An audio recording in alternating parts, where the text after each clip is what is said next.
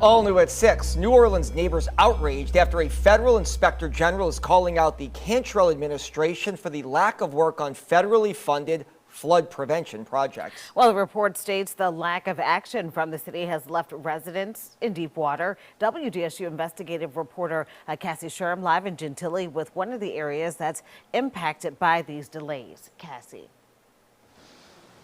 Well, Gina, Travers, in total, 11 major infrastructure projects were planned in 2017. But in this bombshell report, it shows that crews have only started on one of those projects. In fact, 2 of those projects were completely canceled, leaving 8 others still in the planning phase.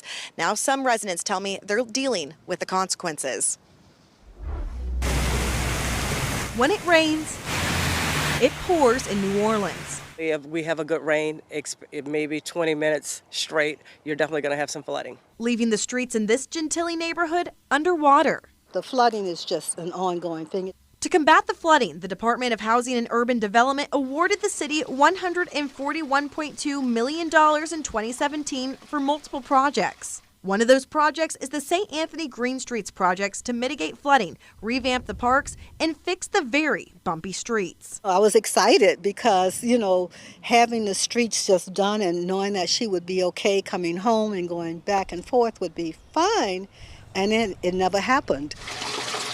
The federal agency says that's because the city did not properly plan the implementation of its projects, with a lack of staffing, costs not properly charged, and also failed to monitor its projects, causing many of the projects to sit for 6 years. It's just sitting here, and it's just another piece of property that's not utilized. And again, that's New Orleans. For this project, the government gave the city $20 million. So far, $2 million was spent on planning. As a taxpayer, I'm frustrated. I'm overly frustrated. I'm frustrated with several things that are happening in the city that's not happening. And some of the projects were canceled altogether, including the Milneburg neighborhood stormwater microgrids. It was supposed to provide stormwater storage and generate local energy for the community.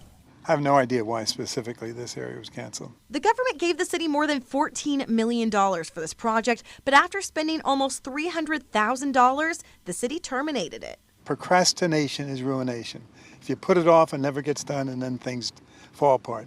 Go look at the streets and the potholes. Last December, the council voiced their concerns about the timeline of these projects. For projects like this, is it reasonable to say it's going to take 6 or 7 years between award to work being done? That's fair to say. I mean, we're talking about complex construction. So I just want to make sure, that's yes, that we're saying it's going to take that long to do this type of work? I mean, who can do it faster? The greatest difficulty we have in a city in getting state and national investment in infrastructure work is the amount of time it takes for us to spend money. It just behooves me how we could have all that money just sitting around and not working for the citizens out here solving the problems that we have, because we really shouldn't have that problem at this point.